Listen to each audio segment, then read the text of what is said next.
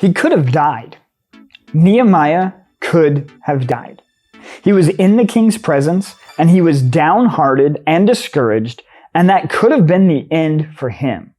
But God had a plan. Hi, I'm Jon, your spiritual fitness coach. We're going to talk about discouragement. There's a book in the Bible, in what we often call the Old Testament, about a man named Nehemiah. Nehemiah worked for a king as his cupbearer, and he's in the palace one day when he gets visited by a friend. He asks his friend how things are going for the Israelites back in their homeland, and here is what he is told in Nehemiah chapter 1, verse 3. And they said to me, the remnant there in the province who had survived the exile is in great trouble and shame.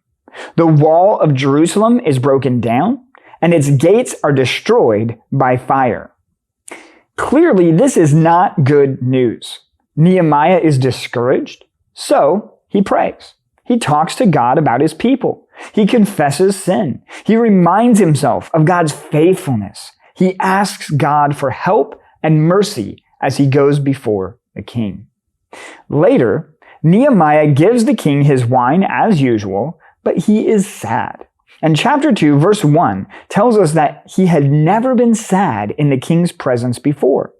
When the king asks Nehemiah what's going on in verse 2, we're told that he is very afraid. Why?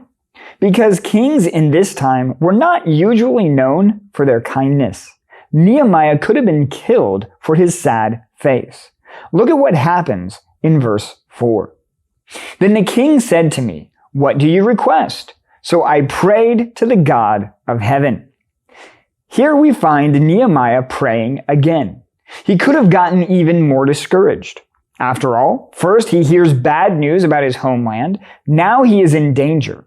What does Nehemiah do? He prays. This is his response to the difficulties and circumstances of life. Prayer. Sometimes we get the idea that if we pray once, everything is good. We need to pray every time something happens, in every situation. Why? Because life changes. A situation we prayed about will lead to another situation. I wish that I could tell you that this was the end of Nehemiah's discouragement, but it isn't. This situation led to him being sent to his homeland to help rebuild.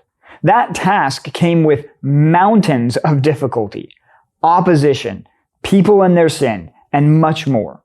Here's the point that I want to make. Discouragement will always be with us. I wish that wasn't true, but it is.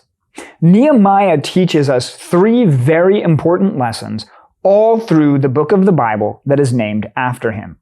Lesson number 1, pray every time something happens. Every time. In the first chapter, it was a longer, more thought out prayer.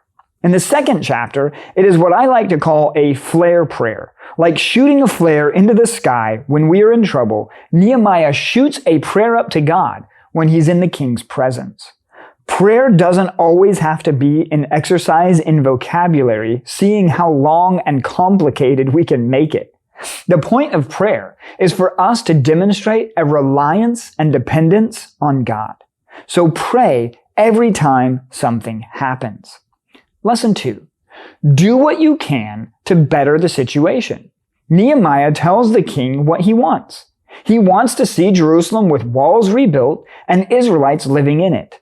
Later, in other situations he faces, Nehemiah comes up with plans to help them face opposition and accomplish their task. Pray, then act. Come up with a plan and do what you can about the situation you are in. Lesson number 3. Don't do it alone. Nehemiah has help when he goes to Jerusalem. Build relationships so that when you are discouraged, you have people you can reach out to. To recap, pray, do something, and have help. When we put these lessons into practice, we can win today over discouragement.